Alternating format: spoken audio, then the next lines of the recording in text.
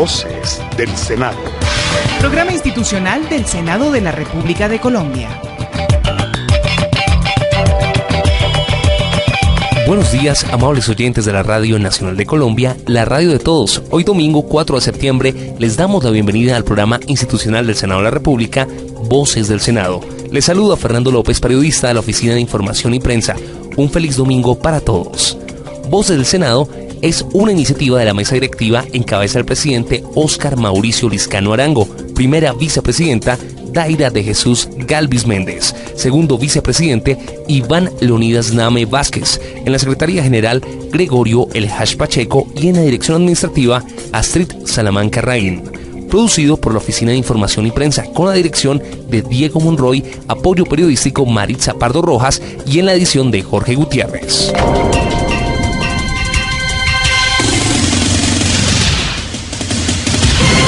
Voces del Senado. Hoy en Voces del Senado, las víctimas en el exterior no cuentan con los mismos derechos. Analizan el programa de protección a funcionarios. Presidente de Asovinca fue escuchado en plenaria. El sistema de política de posconsumo de residuos sólidos no se está cumpliendo.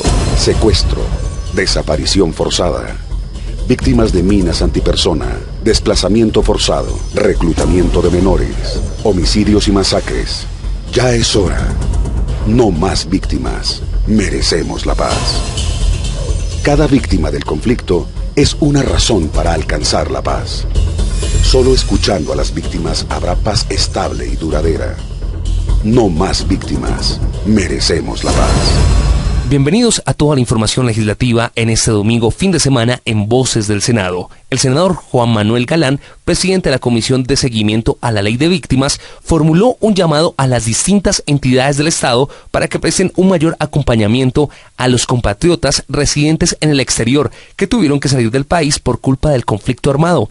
Esta solicitud la hizo durante el foro de víctimas que se realizó en la ciudad de Ipiales, departamento de Nariño. Tenemos mucho terreno por recuperar en relación con las víctimas en el exterior. Las víctimas en el exterior se han sentido invisibles, han sentido que no han recibido todo el apoyo que debieran recibir para poder registrarse en el Registro Único Nacional de Víctimas, para poder participar de la reparación, de la restitución de tierras. Yo reconozco el esfuerzo que ha hecho la Cancillería, pero tenemos que hacer mucho más esfuerzo. Tenemos que superar ese déficit tan grande que hay de víctimas en el exterior que no están registradas. Hay alrededor de 500,000 víctimas y no llegamos al 1% de esas víctimas registradas en el Registro Único Nacional de Víctimas para poderse beneficiar de la ley. Ya los gobiernos de los países receptores de exiliados colombianos han reconocido que esta ley no es una ley de protección, es una ley de reparación, que es algo distinto, para que se animen esos compatriotas a acercarse a los consulados, a registrarse y a poderse beneficiar del proceso de ley de restitución de tierras y de víctimas. Entonces, ha quedado claro acá que las víctimas necesitan ese acompañamiento más fuerte, institucional, y vamos a seguir en la Comisión de Víctimas haciendo sesiones dedicadas a este tema de las víctimas en el exterior. Vamos a ir a Cúcuta a hacer una con las de Venezuela y a otras fronteras para que estas poblaciones que se fueron en medio de un dolor inmenso por haberlo perdido todo en Colombia se sientan acompañadas por parte de la institucionalidad del país. La senadora nariñense Miriam Alicia Paredes afirmó que esa clase de encuentros sirven para valorar que tanto el gobierno ha cumplido con el proceso de reparación de las víctimas. La misión que se consagró en la Ley 1448 del 2011 para la Comisión tanto de Senado como de Cámara es precisamente eso, escuchar a las víctimas, oír nuevas propuestas y por supuesto hacer una valoración de que tanto el gobierno ha cumplido en todos los programas de rehabilitación, de restitución, de educación, de vivienda, es decir, de una serie de conceptos que están consagrados en la ley que por supuesto son muy importantes para saber si se está cumpliendo a cabalidad con el propósito que tuvo la ley y especialmente que tuvo el Congreso Nacional.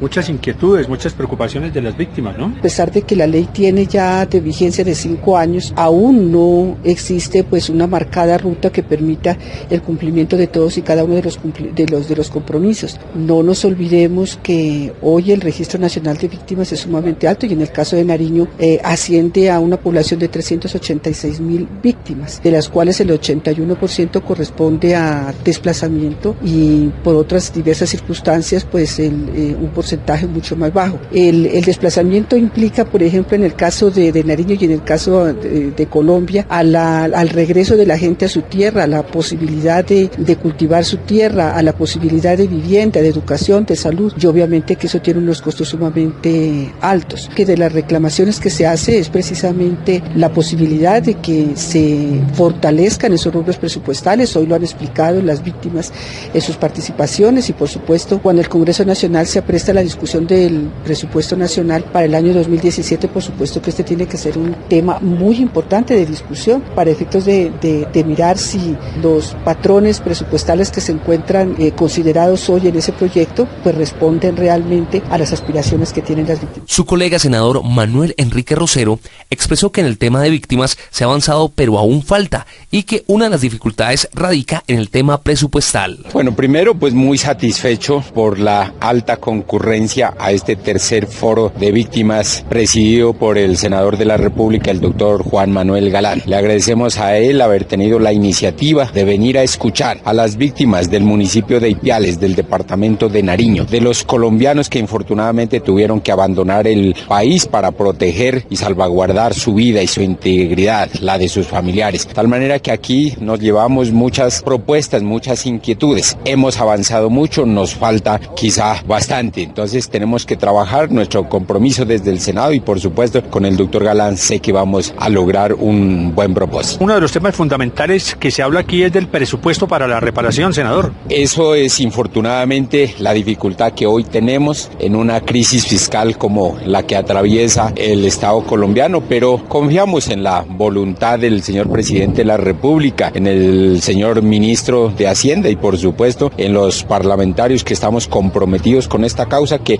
en ese proyecto de presupuesto para el 2017 se van a dejar unos recursos importantes para continuar con esta tarea de reparación ojalá a todas las víctimas de nuestro país. Diana Costa de la Mesa Municipal de Víctimas de Ipiales dijo que son muchos los problemas que tienen las víctimas de esa ciudad y que el principal de todo es el social. En Ipiales en este momento existimos, según la Red Nacional de Información, registradas 10.520 víctimas. Por lo tanto, comprenderán que un pueblo, una población tan pequeña con tanta cantidad de víctimas, pues la parte social ha generado demasiadas dificultades. El delegado de la Mesa Departamental de Nariño, Leonidas Valenzuela, dijo que se debe garantizar la participación de las víctimas en las corporaciones públicas, como consejos, asambleas y congreso, de igual forma que le van a asignar curules a la guerrilla. Efectivamente, con los compañeros de la mesa departamental y las mesas municipales hemos estado en estos días analizando este tema y en vista del acuerdo final que se ha firmado en La Habana por parte del gobierno nacional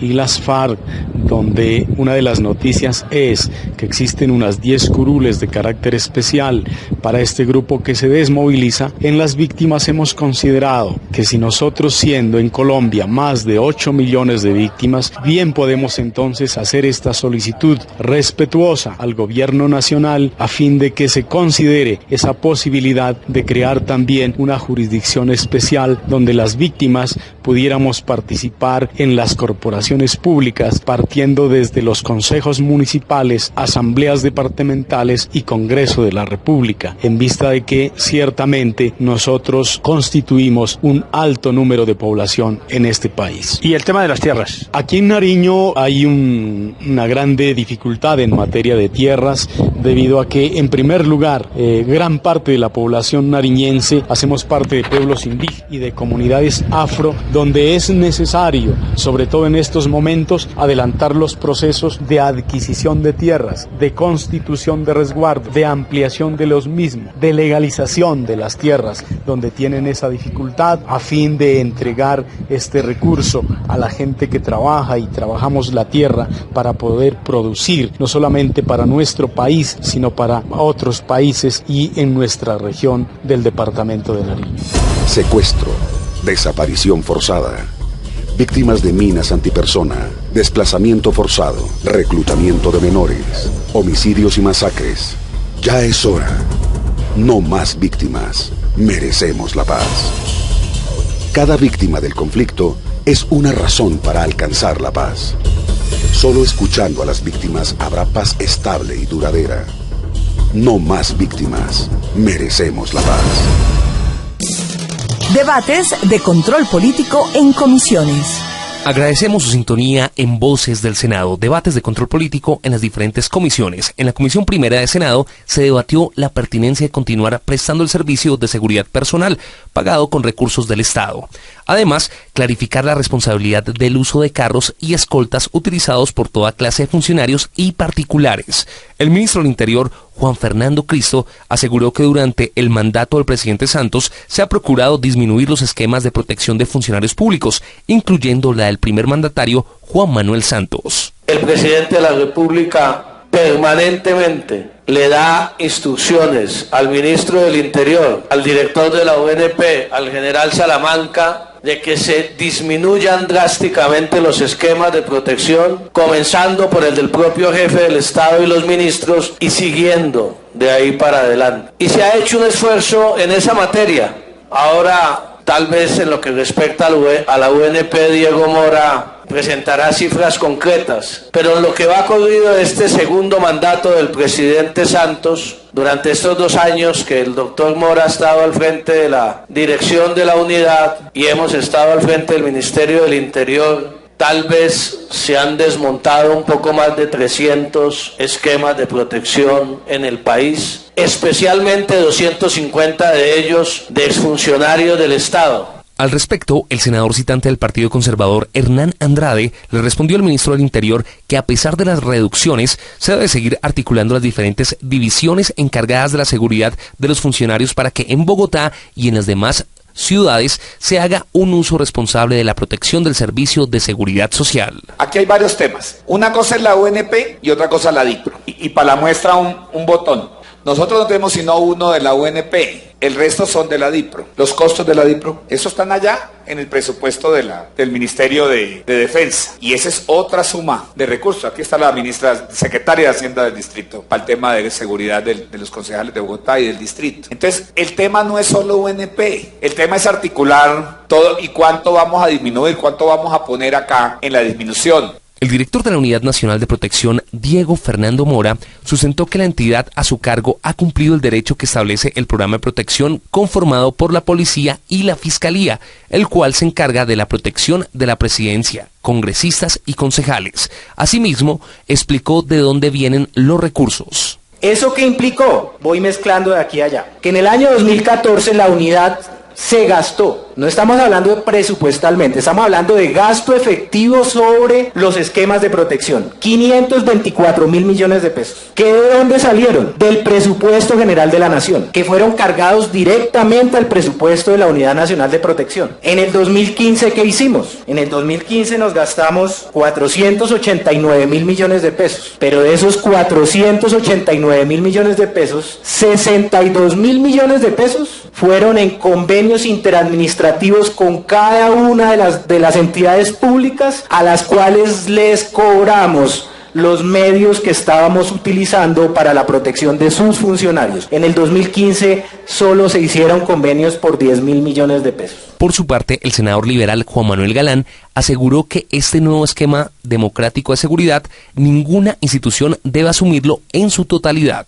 Veníamos de un esquema institucional que solo puede uno calificarlo, senador Andrade, como totalitario, porque el DAS durante toda su época de existencia se convirtió en una institución propia de un régimen totalitario, no de un régimen democrático. O sea, ninguna institución en un régimen democrático puede acumular funciones de policía judicial, de escoltas, de migración y de inteligencia y contrainteligencia.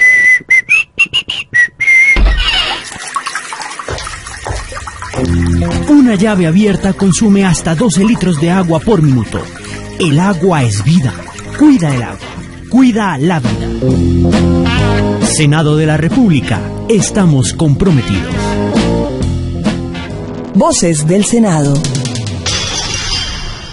El senador de Cambio Radical, Germán Barón Cotrino, hizo un llamado al ministro del Interior, Juan Fernando Cristo, para que funja en su condición de jefe de la cartera de este gobierno y deje de generar conflictos al interior de la unidad nacional. Él, como ministro de la Política, debe fungir por unir los partidos en torno al plebiscito que votaremos que sí, pero lo que no nos impone es una incondicionalidad de no hacer observaciones. Quien no ha leído es el ministro. Si ustedes recuerdan, en el acto legislativo se estableció que podría tener modificaciones lo acordado en La Habana, de tal manera que cualquier inquietud, que es lo que puede surgir en cualquier ciudadano o en cualquier colombiano, y máxime en nosotros que representamos a varios colombianos, es la posibilidad de hacer observaciones en temas que nos parece importante aclararle a la opinión pública para que se vuelva viable el plebiscito. De no ser así, lo que haría el Congreso es simplemente pupitrear. Y entonces, ¿qué sentido tiene el artículo transitorio que dice que podrá haber observaciones? Es totalmente irresponsable lo que dice el ministro, porque perturba el ambiente en un tema que de por sí ya tiene enemigos grandes y donde nosotros, fungiendo por el sí, pues nos limita de una manera absurda la posibilidad de aclarar dudas. Voces del Senado. Y continuamos con más noticias aquí en Voces del Senado. Más de 2.300 docentes que se encuentran apostados en la Plaza de Bolívar buscando una solución con el gobierno nacional y el apoyo del congresista liberal Luis Fernando Velasco, quien indicó que son más de 10.000 niños que se encuentran sin asistir a las aulas de clase debido a este cese de actividades.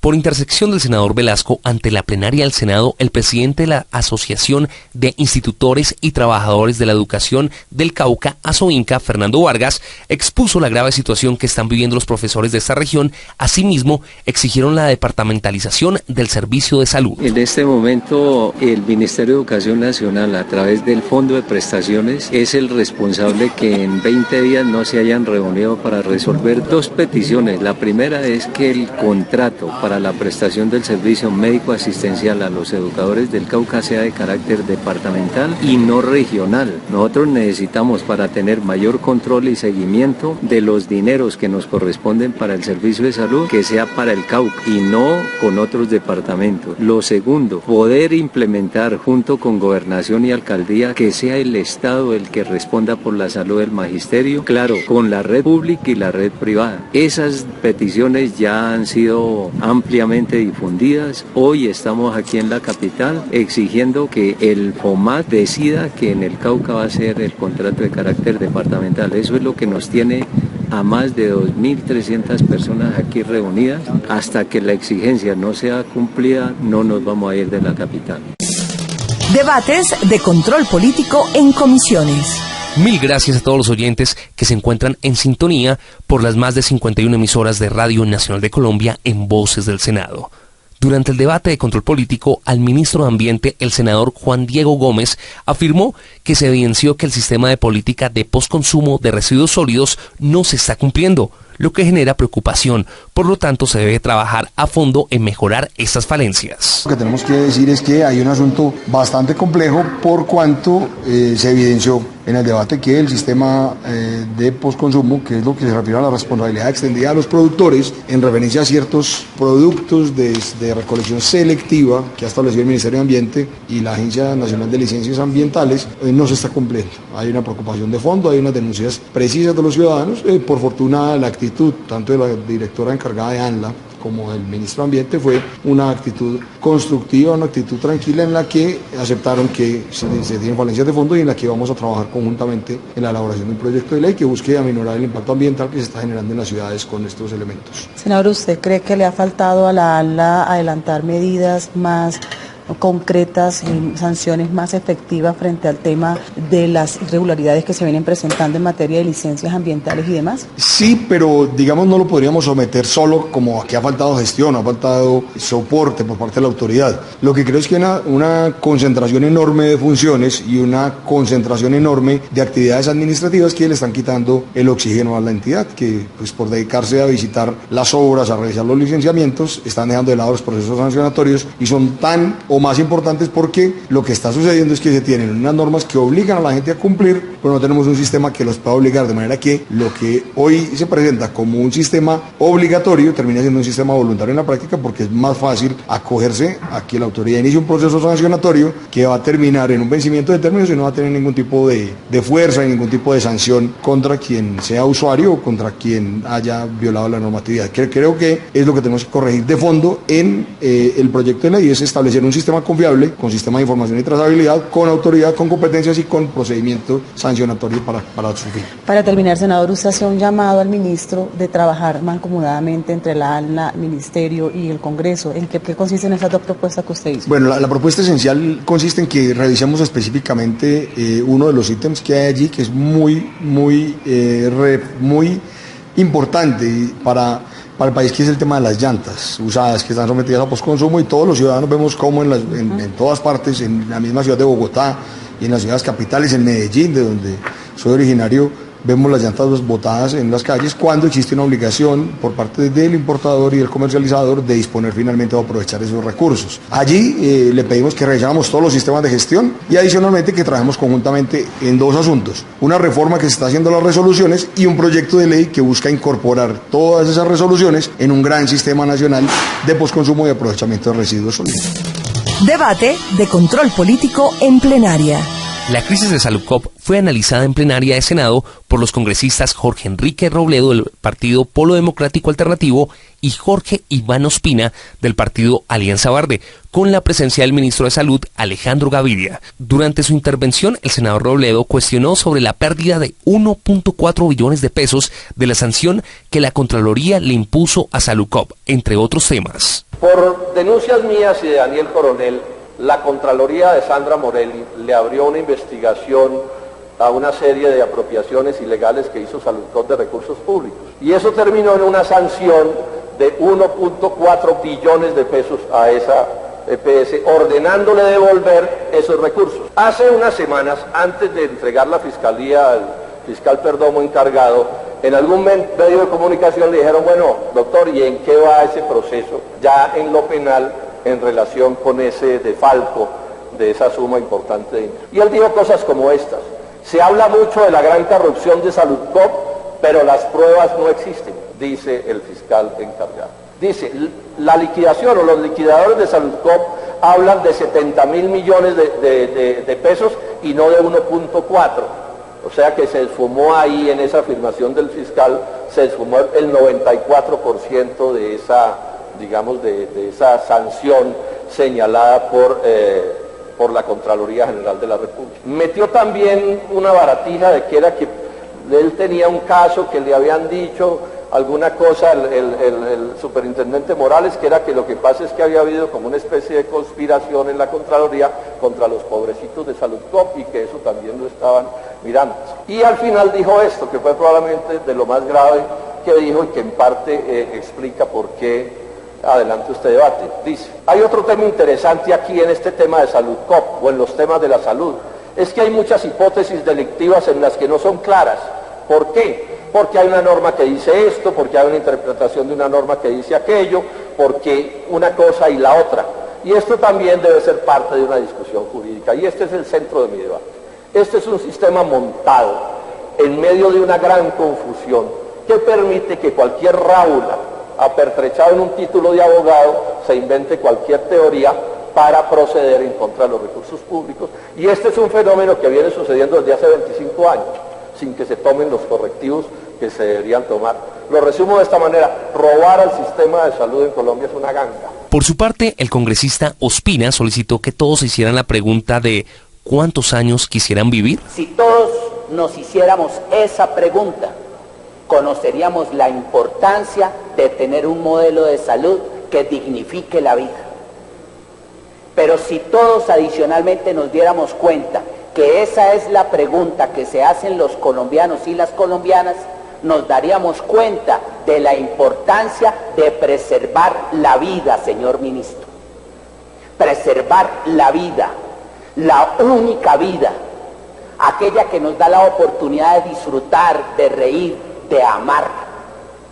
Si nos diéramos la oportunidad de comprender que la vida se alarga con un sistema de salud oportuno y eficaz, seguramente pensaríamos más en el modelo de salud que hoy tenemos. El ministro Gaviria calificó este debate como un refrito de los refritos y que ya se tomaron las medidas para solucionar dicha crisis. Cuando el señor Mauricio Santamaría era ministro de Salud, y similar a otros dos debates que hemos tenido en este mismo recinto sobre el mismo tema, circunscritos a la problemática de Salucó, pero de una forma un poco más general sobre la problemática del sistema. Yo lo quiero decir con todo respeto, este debate es un refrito, o ni siquiera este debate es un refrito de un refrito.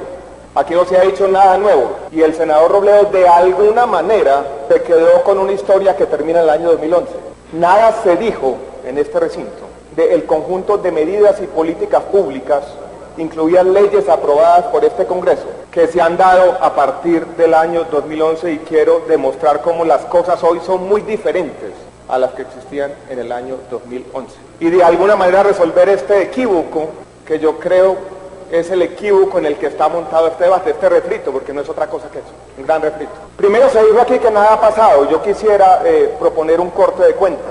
En el año 2008, la Corte Constitucional emite la famosa sentencia T-760, donde básicamente le dice al gobierno en su momento que había que avanzar en 3 dimensiones sustanciales, donde las promesas iniciales de la ley 100 del año 93 y lo que se dijo después y el incumplimiento de una jurisprudencia repetida había quedado atrás. Y se dijo, este sistema debe moverse rápidamente hacia la cobertura universal, hacia la igualación de los planes de beneficios y hacia la ampliación integral del plan obligatorio de salud. Pues todo eso ya se hizo. El senador Mauricio Aguilar rechazó las afirmaciones del ministro Gaviria en las que señala que el debate es un refrito y dice que es hora de que el gobierno le preste atención a la crisis que se viene presentando con el sector de la salud. Secuestro, desaparición forzada, víctimas de minas antipersona, desplazamiento forzado, reclutamiento de menores, homicidios y masacres. Ya es hora. No más víctimas. Merecemos la paz. Cada víctima del conflicto es una razón para alcanzar la paz. Solo escuchando a las víctimas habrá paz estable y duradera. No más víctimas. Merecemos la paz. Voces del Senado. Respetados oyentes de la Radio Nacional de Colombia, la radio de todos, Voces del Senado, finaliza la emisión por el día de hoy. Los invitamos a consultar nuestra página web www.senado.gov.co y ver el noticiero del Senado en el canal Caracol los jueves a las 7:05 de la noche. Usted puede opinar sobre nuestro tema del día a través de las diferentes redes sociales, en Facebook Senado Colombia y en Twitter @SenadoCol. Agradecimiento muy especial a todos los oyentes que han estado interactuando a través de estas diferentes redes sociales. Para ampliar más información, escríbanos a prensa@senado.gov.co. Les deseamos un feliz domingo. Nos volveremos a encontrar el próximo fin de semana en nuestro horario habitual, sábados y domingos, 7:30 de la mañana, con los hechos legislativos que ocurren en el Senado de la República. Una feliz semana. Voces del Senado. Programa institucional del Senado de la República de Colombia.